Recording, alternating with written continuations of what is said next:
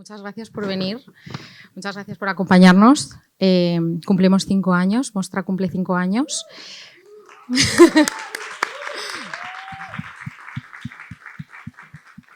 Y bueno, como sabéis, los que nos habéis estado acompañando desde el principio, siempre tenemos estas actividades antes del festival, las jornadas Mostra'm. Este año lo hemos concentrado todo en un mismo día. Como sabéis, las jornadas Mostra'm tienden puentes de diálogo entre diferentes preocupaciones relacionadas con el mundo de la música y las comunidades musicales. Queremos fomentar el debate, queremos fomentar la reflexión, queremos poner en valor otro tipo de discursos que ahora mismo pues creemos que son importantes y que van muy con las líneas estratégicas del festival. Este año tenemos 2 actividades, tenemos una mesa redonda y después tenemos una performance. Y quería agradecer a Casa Montjuïc por el espacio, al Institut Francés por apoyar estas jornadas, al equipo de Mostra y especialmente a Jos, a Nuria y a Jero que han estado muy al mando de las jornadas de este año. Para la primera actividad que tenemos programada se llama The French Affair. Y como hemos programado estas jornadas porque este año tenemos como país invitado a Francia, entonces tenemos una mesa redonda súper rica, la verdad, súper grande, en el que se va a poner en común pues, diferentes visiones de la música como práctica cultural y comunitaria, manteniendo la conexión activa y sostenida con Barcelona. Las jornadas de este año van a ser en inglés. Si necesitáis traducción, la podemos hacer también porque ya lo hemos hecho más veces, así que nada nos asusta, no tenemos miedo. También va a participar en esta mesa nuestra compañera Jero Col, que se unirá, que ha sido la persona encargada de hacer la curaduría de la mesa. Y nada, estará moderada por Josh Hoppen, que forma parte del equipo de booking del festival. DJ, music lover, originally from London. And living in Barcelona from 10 years. Thank you. Well, this is my first roundtable in quite a while, so forgive me. So as Elena was saying, France is our guest country this year, and we really wanted to take this opportunity to recognise the relationship that these amazing panelists that we have with us have with Barcelona, have within their respective scenes as well. Obviously, what we try to do with Mostra, we try and put on a good festival, good programming, but one of the most important focuses for us is how independent cultural spaces like ours are built and how they're sustained as well. So we've got about an hour for this panel, and we're going to touch on 3 broad themes with this panel. So one is, how shared passion and love of music together kind of evolves into collective responsibility. We'll be talking as well about building and sustaining community as well. I know that quite a lot of the panelists have a fair amount to say on this. And the values that shape these cultural spaces as well, these independent cultural spaces. So, this will be what kind of guides our decision making and the non-negotiables it takes to kind of put on a festival. Later, we're going to share something from Mostra as well, which should build on these themes as well. But first of all, I should introduce the panel. We've got a really great mix of artists here, collectives, festivals as well, and there's obviously lots of voices, so I'll keep it moving. So before we go into the themes, I think I'd really love the audience to get a sense of where you guys have come from. Maybe each of you can briefly introduce yourselves and tell us a little bit about the place or the scene where your project first came to life. So we can start over here with Artur. Hi, thanks for the invitation first, Josh. So I'm Artur, and I'm a co-founder of Wabi Sabi, a micro-festival of deep techno and visual arts. And we organize our 3rd edition this year, and it's near Paris region. Super. Hi, I'm Enrico. I'm artistic director of Château Perché Festival, which is an independent festival that has been running for now 11 years in France. It's a pluridisciplinary covering all all parts of electronic music and more that takes place every year in a different historical castle in France for about 6,000-7,000 participants. Hi, Josh. Thank you for the invitation. I founded the festival Chaos Ambiant, who held in the middle of Burgundy, and it's this year it will be the 5th edition. Hello, everyone. My name is Quentin, and my artist name is Gabor. I come here for talking about Cluster. It's a collective that was founded 5 years ago in Paris. And what makes this collective special maybe is that we care a lot about awareness and care in our parties and events. So we always have like people around checking if everyone is okay and talking to people a lot. And also we do a lot of multidisciplinary like performances, events, and like we try to go more far than only the music. And we also do a show, a dance show, and a magazine. Hi everyone, I'm Lou. I'm a DJ, event promoter, and soon a label runner. I like to play bass music in a very wide spectrum, and also ambient, experimental, and some eclectic surprises as well, like psychedelic rock, musique concrète, and a bit of jazz. I founded the collective Slow Mo Orchestra, which is mainly about meditative music. And we have made like 2 events now, and we are Paris-based. Hi, I'm Cedric, also known when I'm in the booth as Varday, and also part of the Ouroboros festival team, a small festival we do with lots of friends in the middle of France. Hello, I'm Hakim, aka Silencio. So I'm a DJ. I had the occasion to evolve in a different city in France during the last 16 years, like Paris, many times in Lyon, and more in my motherland now in Clermont-Ferrand. So I had the occasion to be so DJ, but also stage manager in different festivals. Also I manage a crew and a label manager. So I have an overview maybe of different things in the music industry. Hi, my name is Paul. I've been involved in the music industry since many years, starting with projects in the event production, like Concrete in Paris or Weather Festival. And I'm also an artist in photography, and I occasionally play music under the alias Horizontal, mostly ambient gigs in front of people laying down in front of me. Thanks very much, everyone, for introducing yourself. So, as I said before, we have a few themes that I'd like to touch on. The first is really about love of music and when that kind of turns into responsibility. So, responsibility to your audiences, to the people working on the events with you. I think those who are kind of involved, I mean, all of you are involved in festivals to some degree, but our first 3 panelists over here, perhaps you can tell me a little bit. When did it first start evolving away from, putting on a party for fun into something where you feel you have a responsibility to the people who are attending and your artists? Any one of you to start, Artur? Yeah. Yeah, the crew. I think one part of the crew it started. When we bought all together our first CDGs in 1992, and we started mixing in shady bars in Paris. And the other part was organizing free parties, also in the suburbs of Paris. But the responsibility, there was already this notion of responsibility among the free party scene.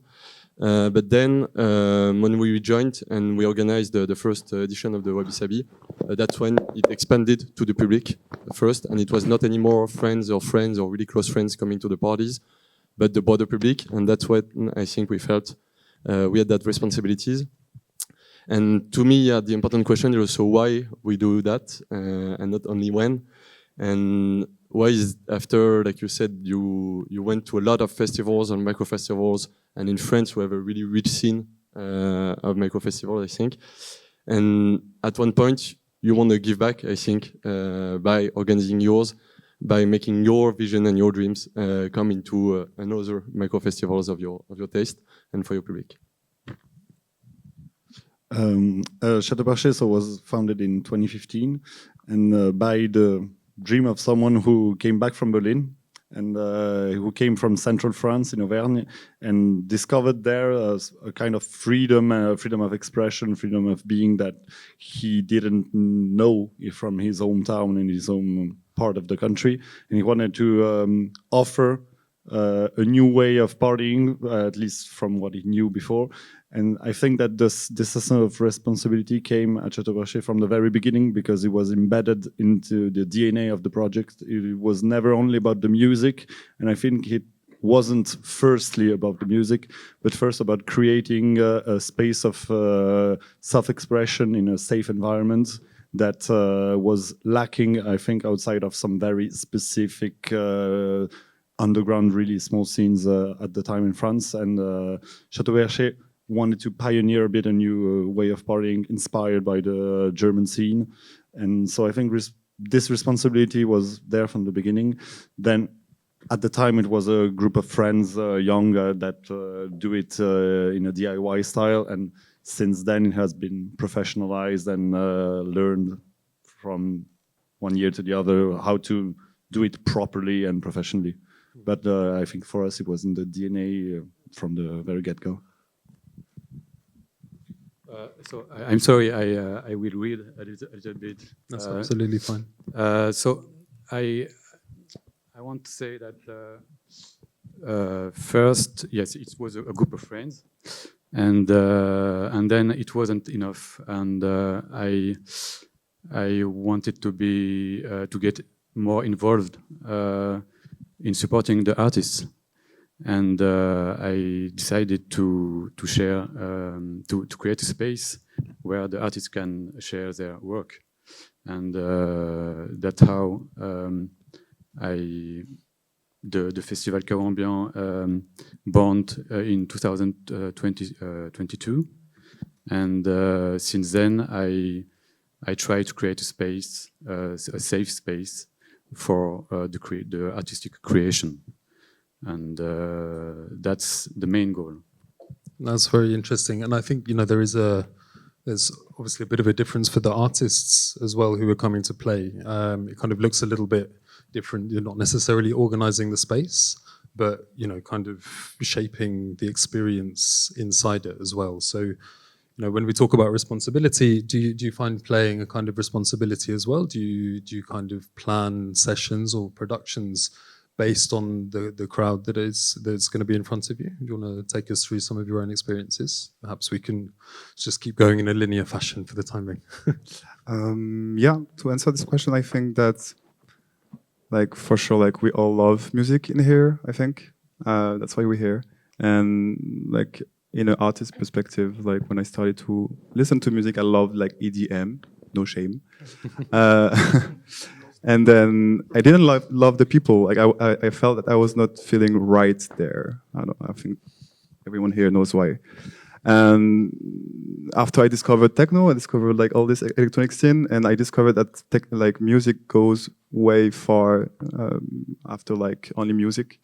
And then this community side was really important. And I think that when we created a cluster, it was during the COVID, because we needed those space of community, because we all lived in a world where we thought that gathering with people was granted, and then during COVID we realized that it was not something that is granted. And then we created this collective, and I think that once we created it, we felt the responsibility of creating a place where we could meet with people, and where we need to put in place a lot of this positive and process, so everyone can feel as safe as they can, so it goes way more beyond the music, I think. I don't know if you answered the question, but yeah. Let's keep going around for the time being. We'll touch on community again a little bit later, but I think for the time being, as artists, maybe think about how, when you're performing, how do you consider yourself being responsible for the people around you? Luc? I'm joining you on the importance of creating space. For myself, it was more creating space for weird tunes and tunes that are not tailored for the dance floor, and just like realizing that the crowds could be mesmerized by this kind of tune that you could find too experimental to perform on a stage and in front of people. And I think it's what I like to take from my radio shows, my residency at La Station. And I put a little bit of this kind of spicy, weird tunes inside of my mixes in front of a public. And I think it's important to show that it's possible, and also to educate the ears, even with like no words, just like the music speaking for itself. And I think it lacks a bit on the dance floors. So this is what I like to create as a space for music. And Cedric? For me, I have no responsibility for anything. When I play, I just give the soundtrack to the people, and so they have their own responsibility to do what they want. Like, this is just about it. Do you feel that as an artist you have a responsibility to keep them moving at least? No, I don't think for me, like this notion of responsibility, even if in organizing events, like for example with Ouroboros, when we organize a festival, what we tell the people, like, we just provide the space and you are responsible of what you're doing. And when I play, it's the same. I don't feel responsible about educating people or showing them this kind of thing.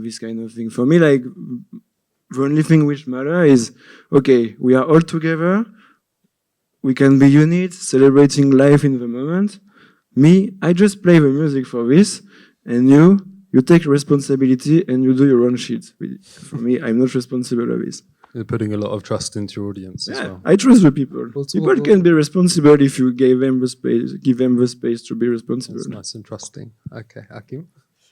On my side, I'm not only a DJ, I'm also a social worker. I'm working with many people who have different diseases. So the value, the responsibility came from my first work, but also in music. And I think sharing values or sharing, some space could be done by the DJ or could be done by the organization. And on my side, the big experience for me to push these notions of value of responsibility is when I was in Château Perché as a stage manager. Because in stage management, you have to have your eyes everywhere, and you can make some little details that can put some value, something that could push people, okay, on a message, and I think it was really impressed for me. For me, it was important sometimes to take part in some project that can trigger something, and it can be a bit challenging for the crowd. For example, I was living for 4 years in Berlin recently, and especially in a city like Berlin, like was part of a collective called Roche, and it was a sleepover, ambient, drone, live event, where people are welcome to go to this venue called Backsteinboot, and there's mattresses everywhere. People are welcome to bring their own pillows and sleep there if they want. Kind of like, I think what here in Spain you have Espacio Perpendicular offering event like Lucid Dreams, like Alfonso is doing great stuff also about this, where the music programming is also oriented to something else than the club music. And for me, it's nice to be part of this kind of projects and deliver something, for a crowd that will be receptive to this, and kind of like challenge these ideas. You not necessarily go out for a club night with only dance music. You can also go out for like with a concert music approach, and just like listen and even sleep there if you want. And I think these kind of events as well. So just for those that don't know, this is friends of ours in Madrid who run a really fantastic space. So if you are in Madrid, do check it out. Some nice promo for them. Shout out to them.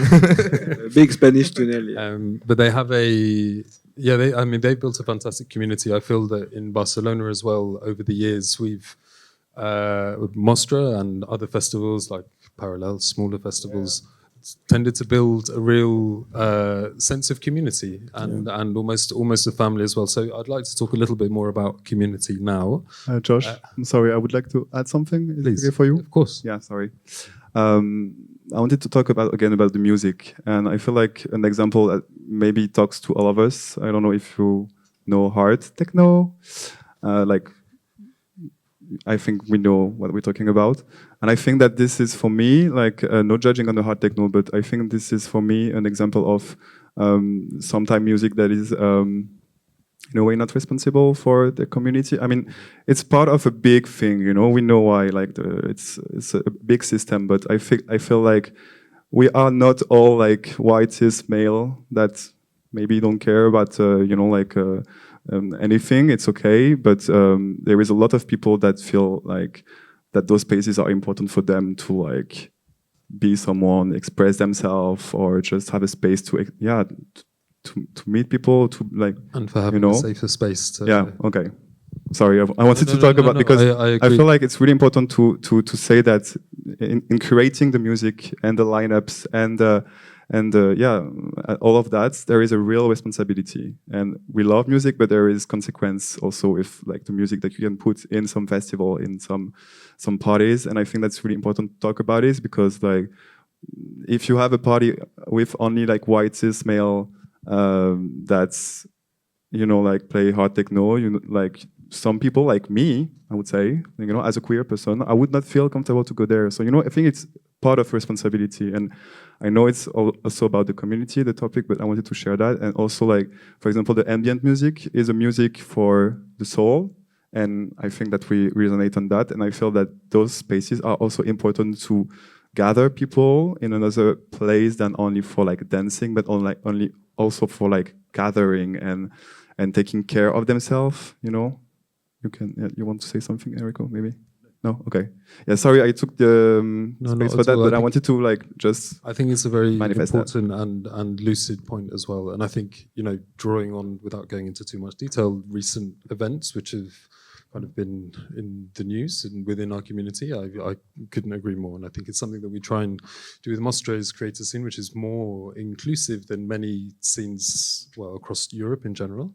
I'd love to know more about your experiences in building your own collectives as well. Perhaps you'd like to jump in. Yeah. And I also wanted to point out that so here we are the festival organizer and there are the artists, but actually in the end everyone's an artist and everyone's a promoter here in Espel, I think.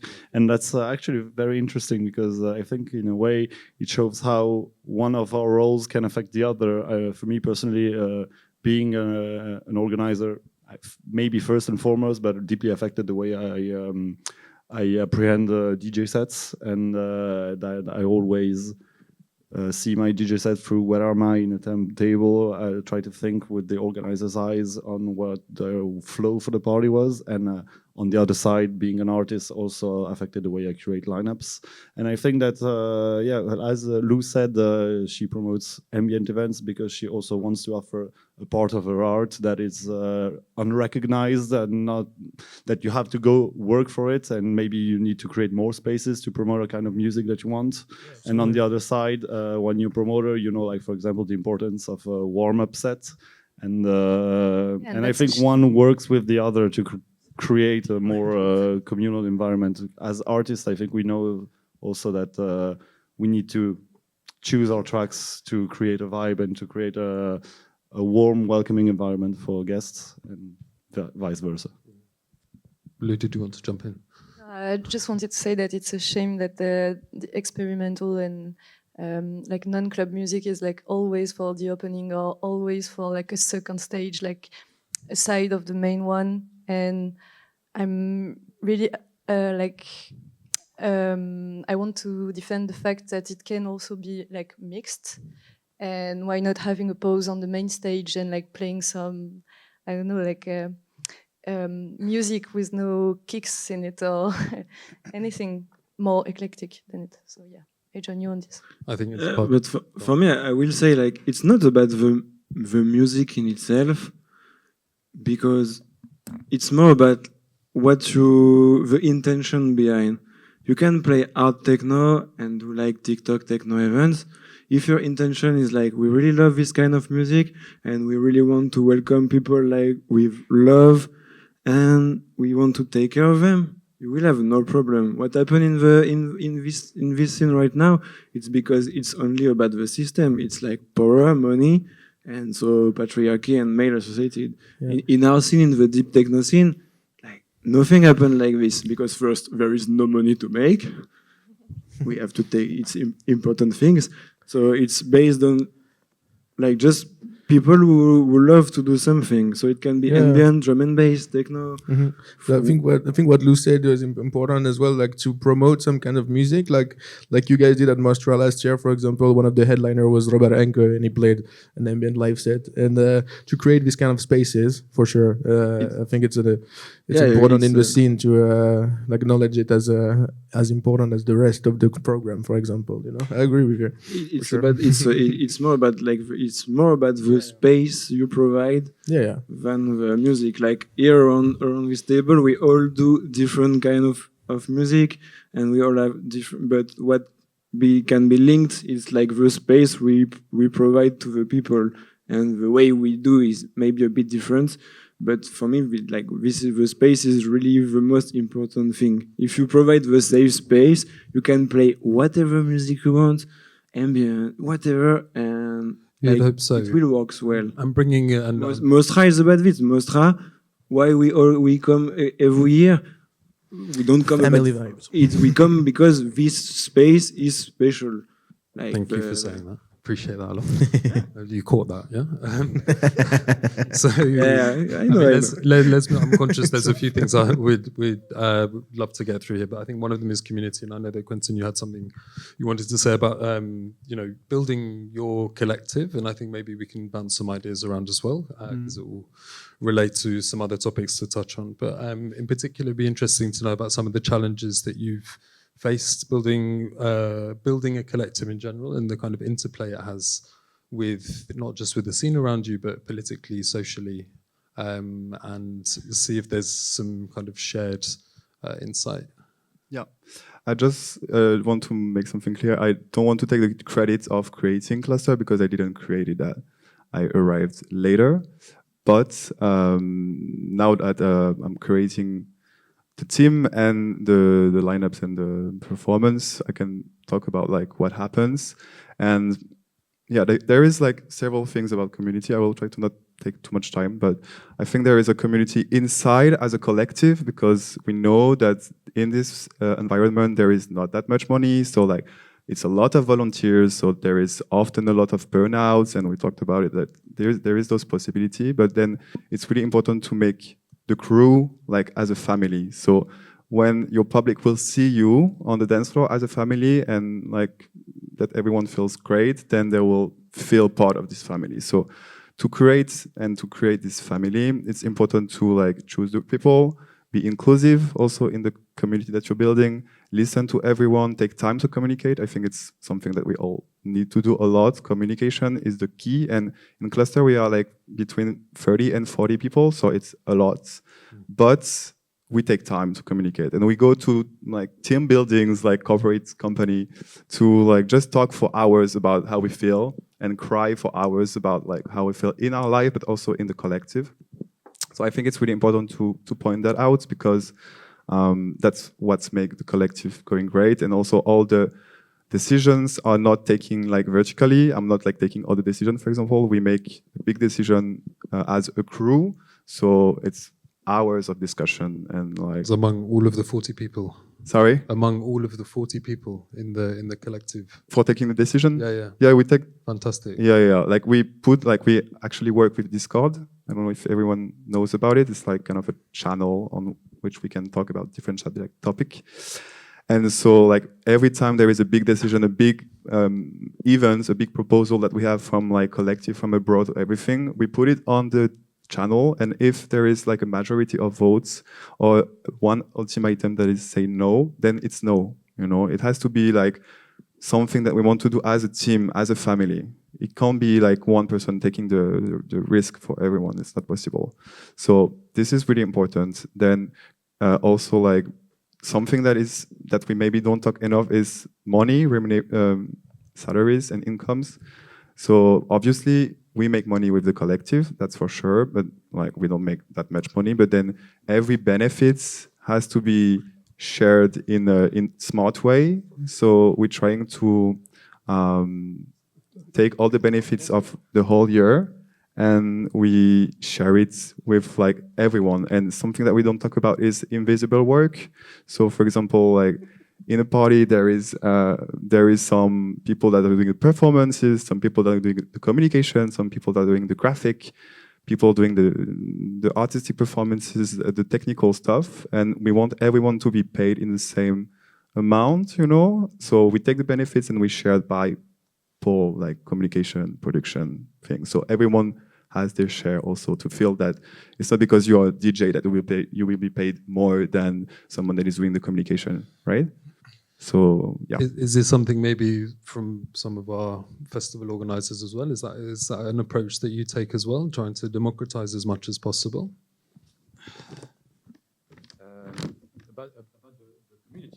About the community, you said, yeah? Talk about the community, yeah. So I just want to add something. In France, community is sometimes a bad word used to mean a closed community, not always open to others.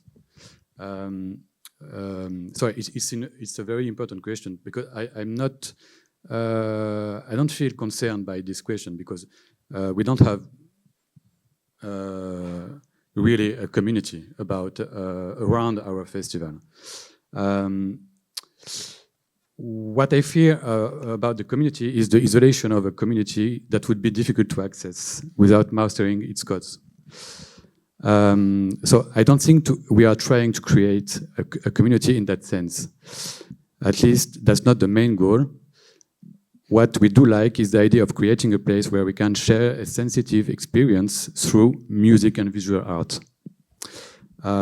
So I want to say that we are more focused on establishing a local presence and in a rural context, because we are in un trou.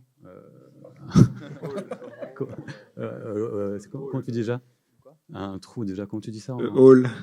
A wall, yes. We are in a wall in Burgundy. And we have to do a lot of outreach to the local population to raise awareness of our artistic aesthetic.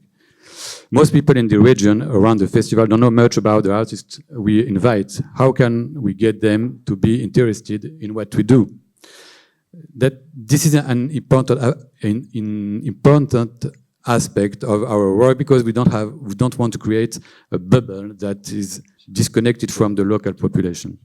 So is one of, I guess, and I'm sure this applies to many of you organizing events, it's trying to create some sort of synergy, make it easy for local people to come to the festival as well, and keeping it, you know, local as well as trying to attract people from abroad, Arthur? Yeah, and also from what Quentin said, what is interesting about horizontality is it can be applied also from the perspective of the organizers and the public. Mm-hmm. For instance, the festival is a great place to do it, I think, compared to huge clubs where you have like some distinction, even if it's less in techno than in other scenes.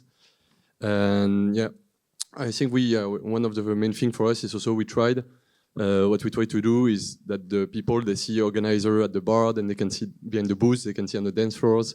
The performance also, they act a lot on this, you put the performance among the public, they pop up like by surprise among the festival. And in the other way around, like people from the public, they can help, they can stay at the end of the festival to help like with the last night, or they can help at the bar. And when you're small, I think it's a great place to experiment this kind of really horizontality.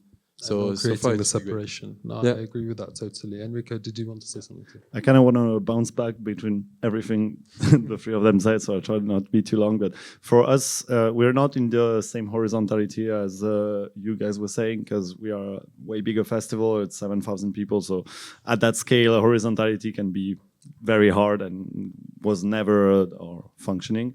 But at the same time, as Quentin was saying, we're very reliant on the invisible work. For us, it's like more than 800 volunteers per festival. So we need to put value in that work and make people feel like they matter. And it's sometimes very hard, because when as an organizer of such a big event, you're under an enormous amount of stress and you have zero times, and sometimes just saying like hi and smiling to a volunteer that maybe puts you on a pedestal because you're the organizer of a big event, even if you don't even feel that way. But it's really important for us to promote this community aspect, and we have people that were started as participants, then wanted to get involved and became volunteers. And then after a year, they start managing a team, maybe behind the bar. And then in the end, they became like assistant in production. So we see that people keep on staying. For us, it's also important to sometimes organize smaller events to make the inner core, the inner circle feel that they can gather and have the community Quentin was talking about. But also, Emmanuel, you mentioned something that was quite interesting in France. Community is often confounded with communautarism, which is a bad word that right-wing politicians say about Muslims in general, but or queer people. How can we keep our values and the kind of underground values, but at the same time be inclusive, bringing new people? And I think for us at Château Perché, it's always been the heart of the questions, is that I think we want to be like the most mainstream of the underground or the most underground of the mainstream, depending on who you ask. But we always promoted strong and core values, but at the same time wanting to welcome people that were not aligned with those values, or maybe that just lacked the space and the opportunity to discover something. And yes, we have an access form to the festival. Like not everyone can just buy a ticket. They need to spend like half an hour answering questions about community, about awareness, harm reduction, how would you behave in front of sexual abuse, and blah, blah, blah. And some people are refused. But at the same time, we know, like, this is a small anecdote, but a friend of ours was infiltrating messenger groups of far-right militants, and she found people that were passing each other their answers to the forum to go to our festival. Wow. Even if we are super explicit on, we have like really like left-leaning values, but still like far-right people want to come to our festival, and we know that some on TikTok were commenting like, I vote for Marine Le Pen and I was at the Château Perché last year. That's a great thing. At the same time, I want to find them and punch them in the face because they have no business being here. But at the same time, I'm like, maybe they come and they realize that, there's more to hate and prejudice than what they thought, and maybe they will come out of it with a new perspective on politics, life, their own values, and may hopefully become a slightly better person. I don't know, that's really a wish, so. But I understand the balance between having a close-knit community but also wanting to welcome other people, but to spread the values and not just being among people who think and act the same way.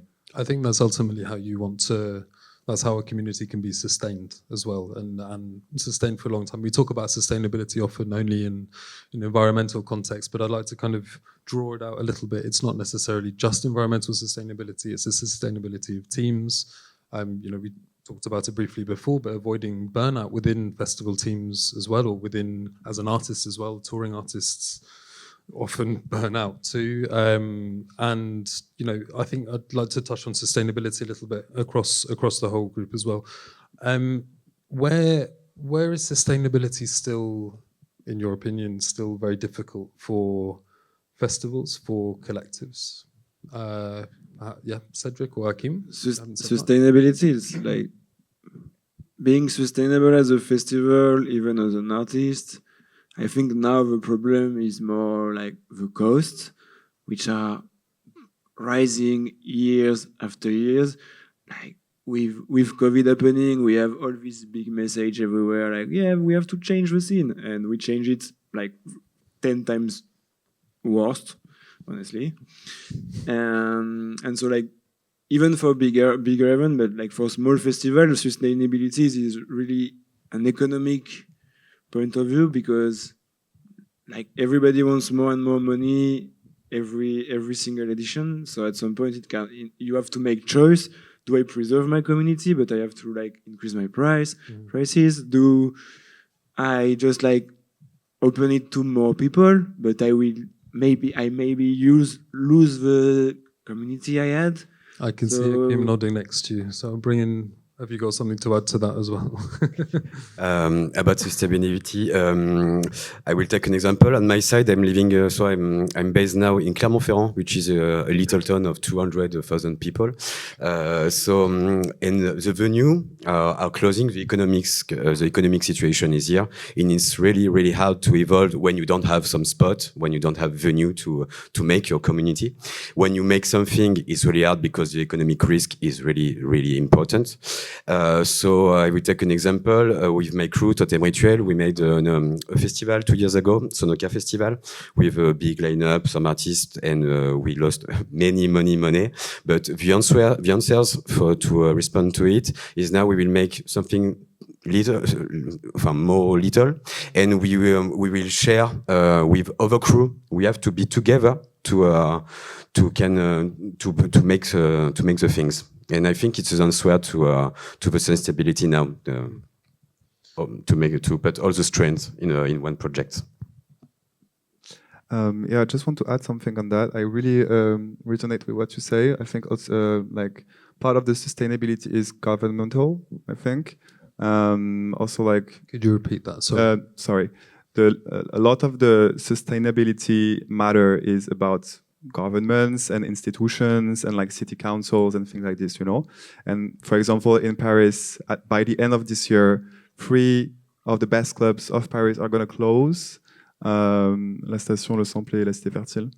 And that's also like spaces for like queer people to like meet and gather. And so that is a fact of like, okay, we have some troubles to face soon, but actually like the electronic scene always made up something else because we have the community, as you say, you know. And I think the one part of a community that is really important is the trust, you know. And so to be trusted by your community, by your people, you need to be, transparent, truthful with them. You need to act. So acting is like going to the people, asking them what they want, doing the lineups that will represent your community. Communicate on your values, but also like when you communicate on your values, you have to act for those values, you know. I think those things is really important. And once your people trust you, then you can bring them with you somewhere else. I say that because we don't have a problem of like filling up our events now because we have a community that comes every time to our parties because they trust us. But the only problem, is like that the clubs are closing. But we're gonna find solution, that's for sure, like we always did, you know. Enrico, I think you wanna. No, even for us, we're not reliant on clubs because we throw the events in castle, private venues, basically. But we are reliant on the acceptation of the event from the public authorities, from the prefecture, so really the representative from the state government, like the police force in a way. And we see that with the society governments becoming more and more right-wing, public subsidies lowering, they are becoming much more hesitant to just validate and accept the events, or wanting to enforce some obscure directive that was never enforced before, just to close a space, ban a singular workshop. For example, 3 years ago, we had like a workshop camp. It was a bit like militant, and one of the little games you could play was Chamboule Me Too. So there were boxes with the faces of known rapists like Harvey Weinstein, Gérald Darmanin, or one of our ministers. And the game was just like to throw balls at them. And the police came to do the security check before the festival, and they actually banned the game. Yeah, they banned us, like they made us rip out the politicians' faces because you have to and otherwise we couldn't open stuff on their bus. And this is now with liberal governments. So Great idea. What could happen in a year or two?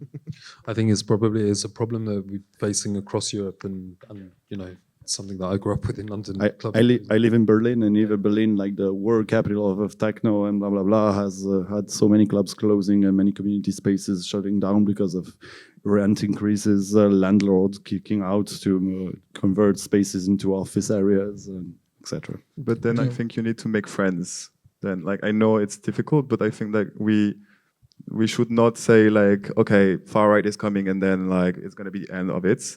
I think that, like, for example, with Cluster, we're getting subsidies from the city council, right? And we have friends there, and we're talking about all of this and our fears to them, and we're trying to find other ways to like make them understand that our events have a real social impact on the people, and that it's really like needed for like community. And maybe our responsibility is here now, and I think we see the movement in in Europe, across that is worldwide, and I think we have all a responsibility, and also in cultural cultural movement to respond to it and to fight it. I was going to say, I think one of the key things that we can do as a kind of international collective is kind of combat this hate by doing things that we love. Lou, sorry, you were about to say something. Yeah, I just wanted to add something on the importance of fighting, as you said, for public funding, because it's getting worse and worse as we have less money. Like the venues are trying to be like are wanting to raise their prices, like they do it. For instance, I'm always trying to produce an event in a church, in a former church, which is not used anymore. And like they just like changed their prices like from single to double, and which makes me very weak as a like collective runner because I don't have any money, obviously. So this is like terrible that we have sometimes to negotiate inside of the underground scene with venues against venues. Like it's insane. Like we are supposed to like collaborate and work together and like do some stuff for cool cultural happenings, and we end up like fighting for 100 euros, and it's not normal, and we need to like rise against this in France because we used to have money for culture, and the death of culture is the first death of left wing. I'm going to agree with that. I'd like to slightly segue away from this topic slightly, and we can talk about back to communities as well, but about care and inclusion. I think a lot of people here will know that with Mostra, inclusivity is a very important part of, is a very important pillar of our festival. We have Mostra Respect, who are a group within the festival to create this inclusive space and to make sure that everyone who comes into the festival knows about care collectively. I wonder if you could tell us a little bit about your experiences, what you do within your own collectives to create this. I know we touched on it before. Maybe we can start with Chateau Barchet on this area about care and inclusion.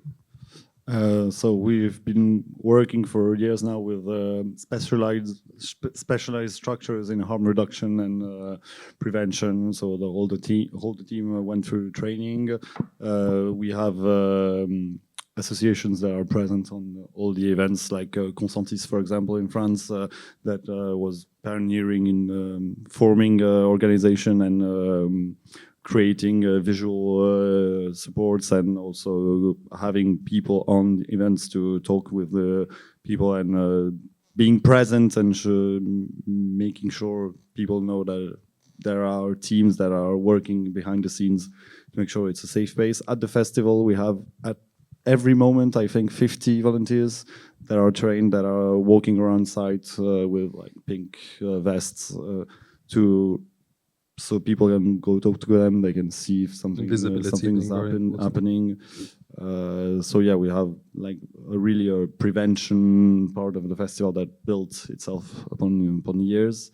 Also for us, part of creating this care and inclusion is we have workshop areas that have dedicated workshops and spaces for Flinta people, for people from minority backgrounds, with like talk workshops, especially for them to be able to express themselves on what is their feeling of being in such events as a minority, as a trans person, as a whatever.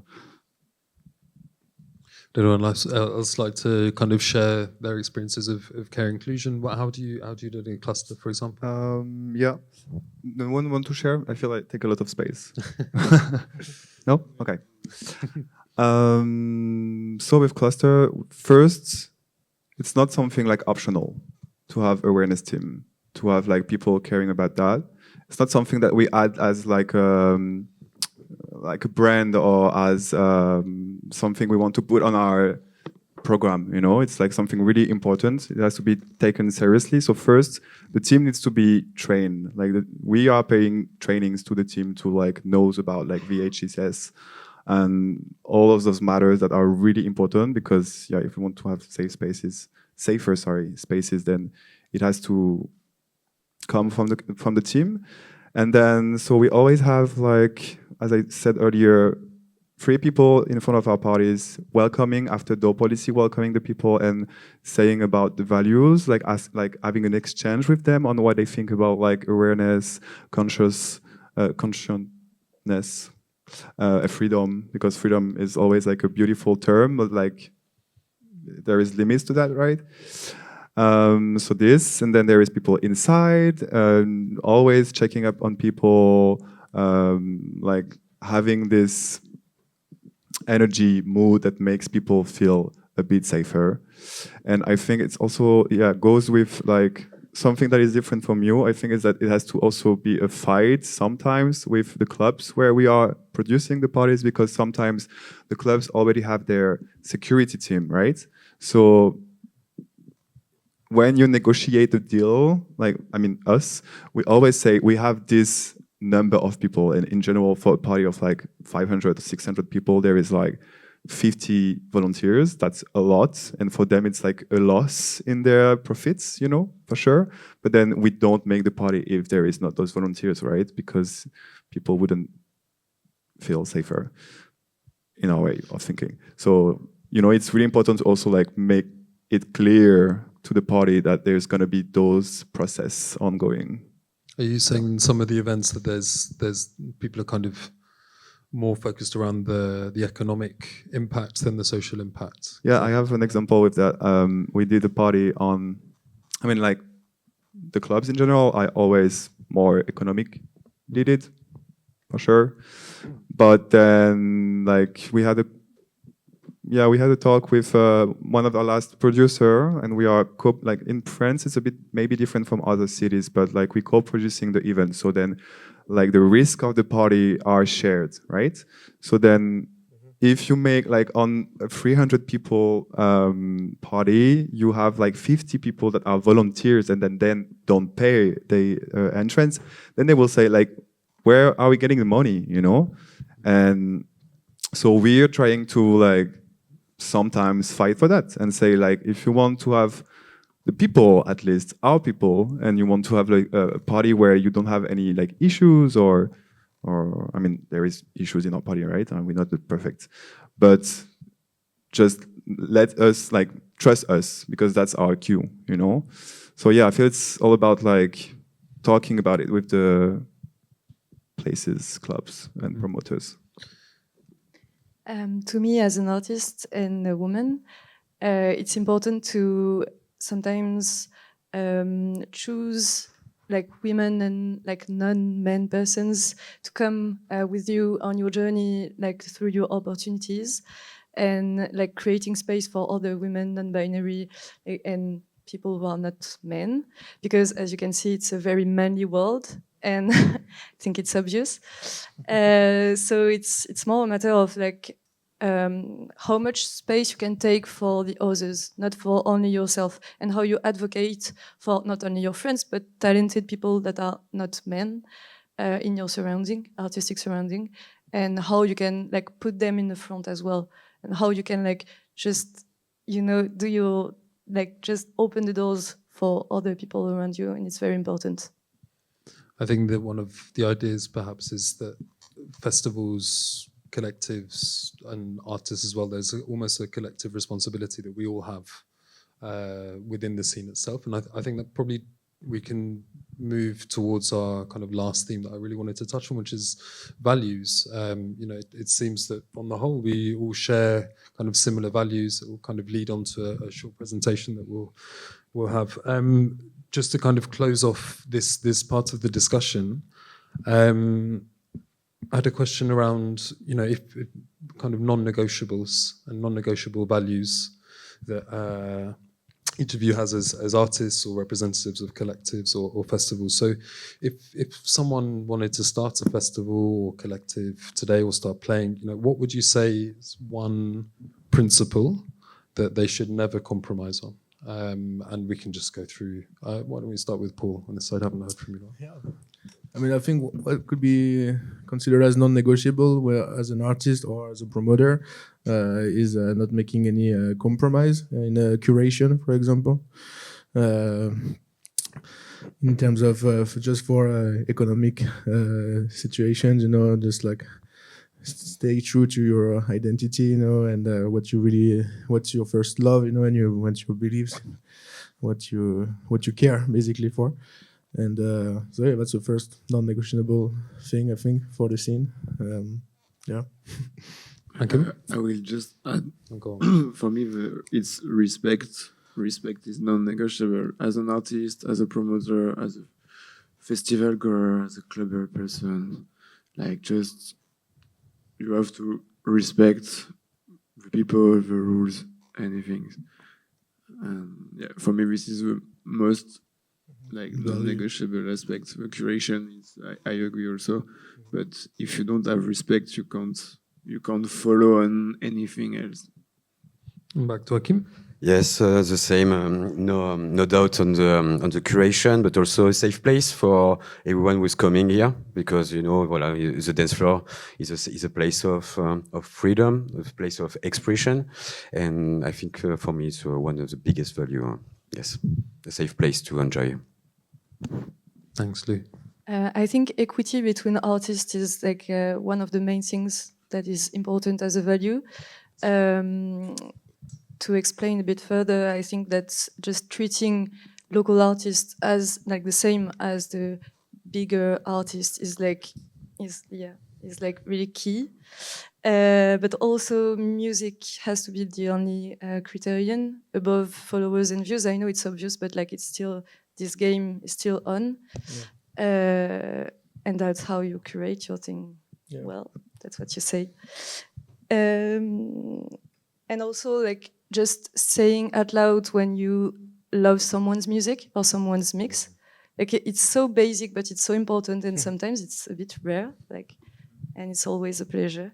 I think it's an excellent thing. I mean, we had last year, actually. No, this way, please. Shut the fuck up. I'll draw on an example that I completely agree. I think shouting out amazing artists is great. We had last year, Robert Henke stayed behind for DJ Sport, who's a local artist who we love, and we had a ride back for Robert, taking him back to the hotel, and he was insisted, no, I want to stay, I want to go and say congratulations to this 24-year-old DJ who's living in Barcelona. Having someone like Robert Henke come up and tell you, I loved your set, is going to do wonders for you. And slowly carry on. or Quentin. I would say as a public, I would not go in a party or in a club where I know that the security is bad. That's really subjective maybe, but I think it's really important. I had bad experience, I think we all had, with bad security. I think it's important to avoid those places or make them understand that they have to change security. Also, as they said, lineups are really key, inclusion in for all the minorities. It's my first go-to, my first thing I watch. And also something we didn't say is, I don't want to go in a festival where there is only music. I'm always really interested with festival with talks, when we can take the time together in a community, not in a party mood, but talking with each other, debating, making this world grow and go for it as we can. And more performances here, more things like this that are really stimulating each other and creating this community, I think. Yeah, and I think that's something we were discussing a bit before the conference. Like we live in a time where people will join events and micro festivals and bigger events even, not necessarily for the lineup. And I think pre-pandemic, for example, it was you could see in Paris a lot of clubs, like just throwing lineups and big names, and it was like the top 100 of resident advisor, of DJ Mag, and then it would be enough to fill up your club. And I feel like more and more people are coming because they feel safe, because they know, in terms of community, they're gonna have a great time, they're gonna have great friends there, and lineup is not I didn't say optional, but that's like additional, and I think. We live in a better time in these ways, Like, that's really interesting. Yeah. Thank you, Emmanuel. And any kind of values specific? Yeah, I would add work with small producers, like short supply chain. And I don't know if anyone talked about that, but the quality of the sound system. Yeah, of course. Absolutely, that's non-negotiable as yeah, well. yeah. We take that as a non-negotiable always. Absolutely. And I think we didn't mention it, but we talked a lot about the process we can put in place as promoters and artists to create safe places. But I think one thing I would like to add as value, if you want people to behave like adults, you need to treat them like adults. And I think that's something that's really lacking in France, is our institution or like rule sets that govern our parties treat like guests as they were children, as they were an indiscriminate horde of gremlins that needed to be controlled, and that's what causes many problems. And when you empower people and you talk to them as adults and make them understand, people tend and make them take part into the event, being active and not just passive and receiving what you have to offer. I think that's where you build community, you create also a safe place.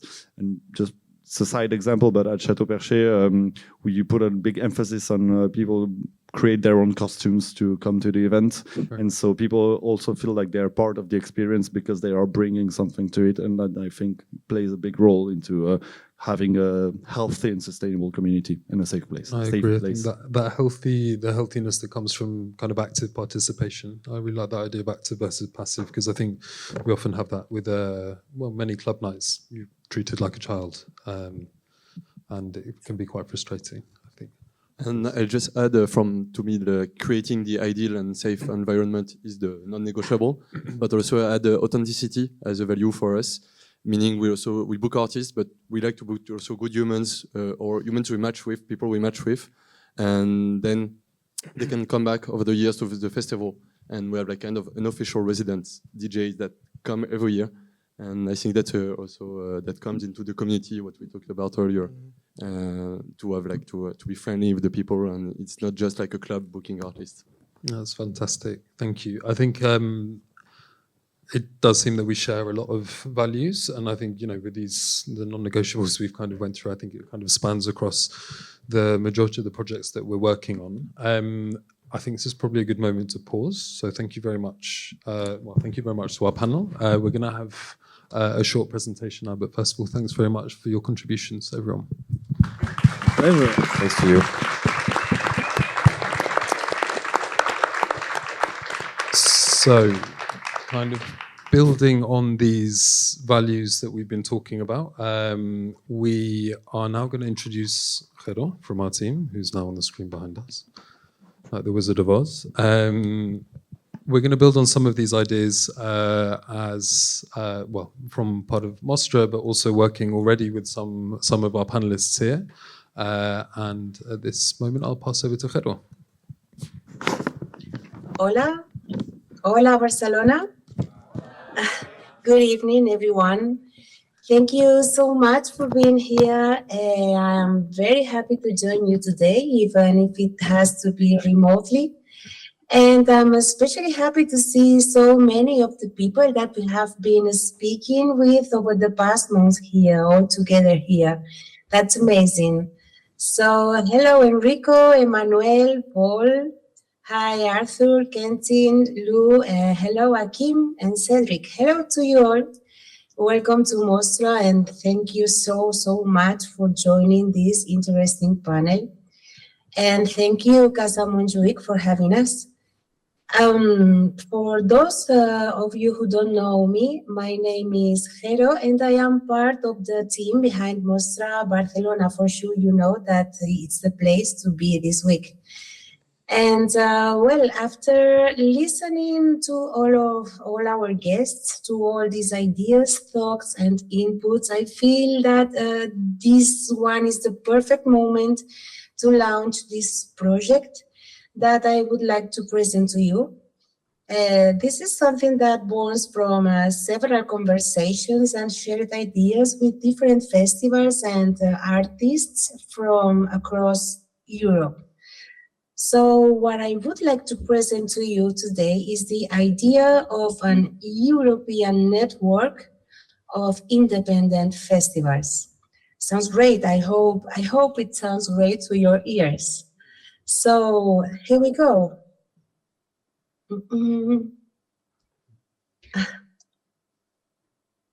Sorry, here.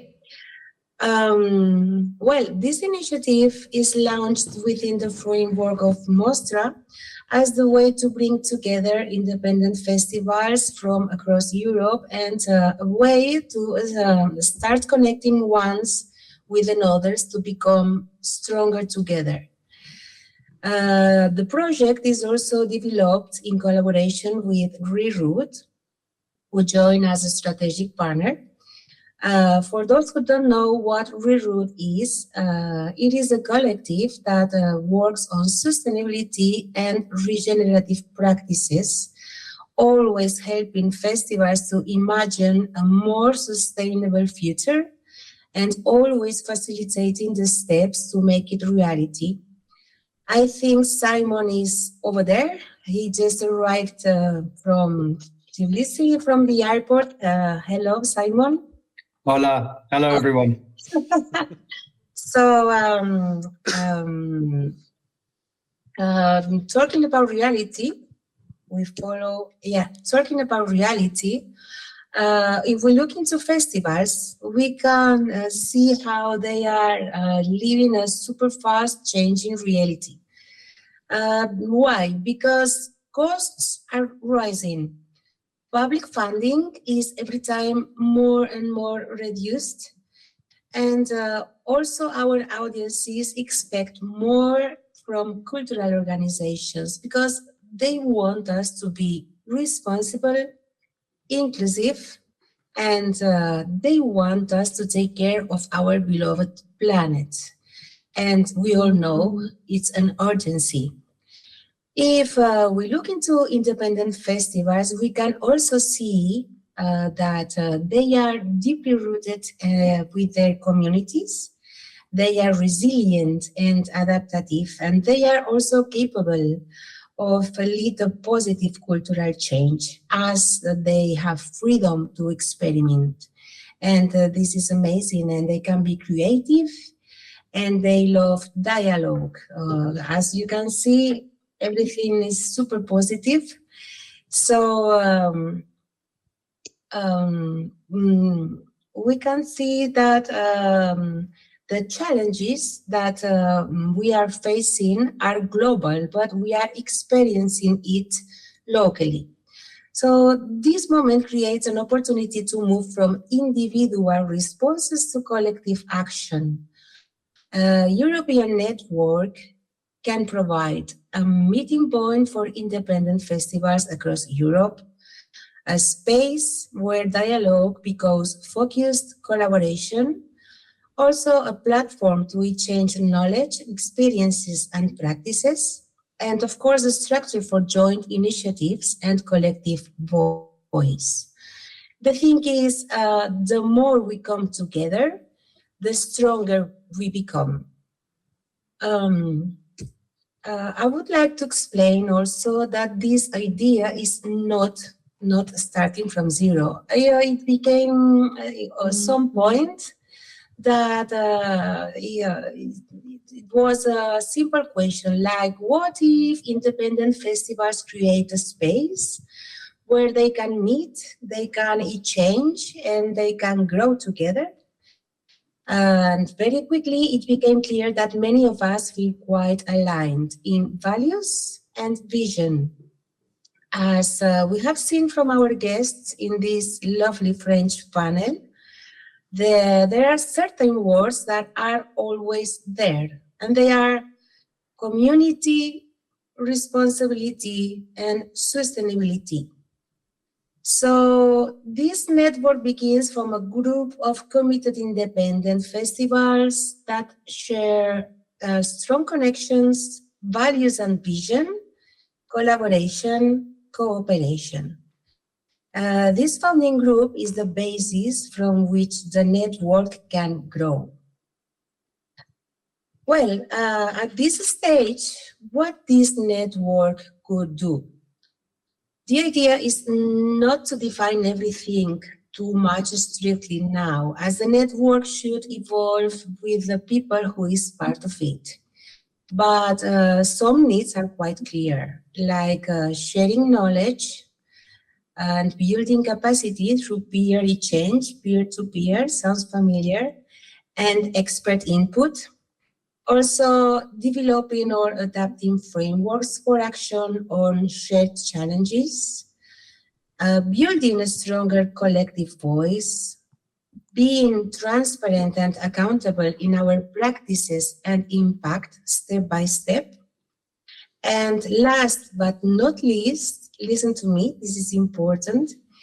If we join forces, we can open the doors to European initiatives and European funding. But of course, these are only starting points. And as I said, the direction of the network should really come from the festivals involved. The network could operate through a light and flexible structure. This is a proposal of creating a members' assembly where all festivals meet to discuss priorities and guide the network, the creation of a coordination group who supports the implementation of shared initiatives, the creation of working groups that focus on themes such as sustainability, inclusion, or communication, and of course, shared secretariat, working on coordination and knowledge exchange, sorry. And in all this, which one is the role of Mostra? Well, Mostra, it's a peer convener and lead partner initiating the network. And Reroute is our strategic partner and, of course, critical friend, bringing insights from work across sectors on sustainable and regenerative practices.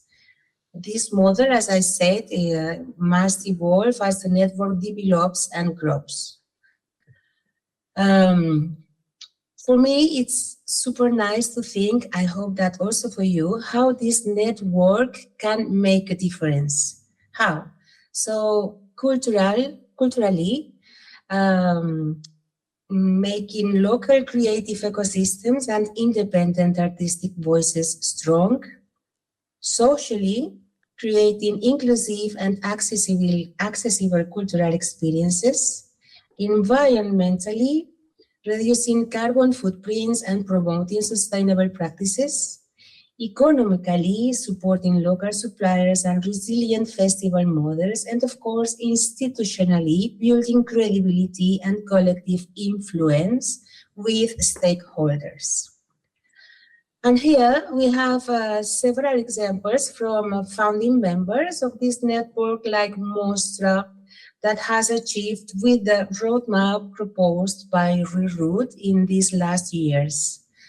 These examples are, for example, measuring festival carbon footprints and identifying that travel is a very hard impact. So we encourage artists to use mostly high-speed rail instead of flying. Also offering inclusive catering through local social enterprises, and also collaborating closely with local communities and suppliers. That is super nice. As you can see, shared challenges can become shared opportunities for learning peer-to-peer and for innovation. These are small steps, but they show how independent festivals can transform everything and how a good and positive impact they can have.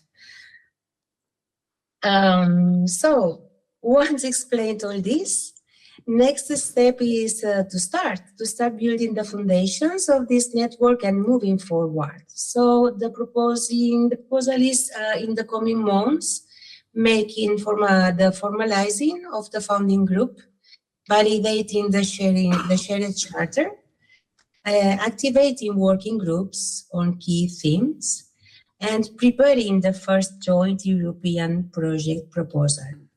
That's a lot, but it's super amazing to thinking in doing all this together, and to go from dialogue at Mostra to a structured European cooperation.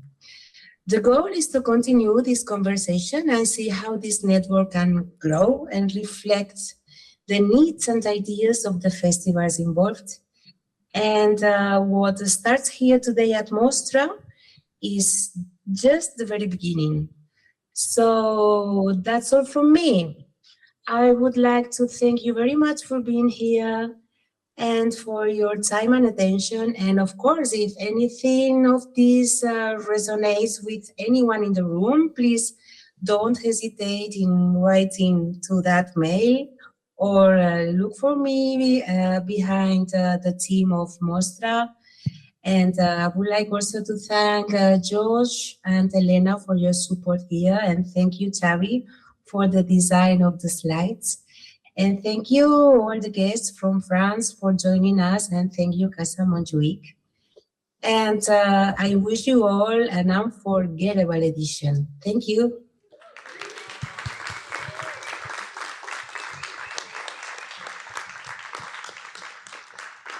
Great, thank you very much, Gero. And yeah, once again, thank you very much to all of our panelists and our guests here as well.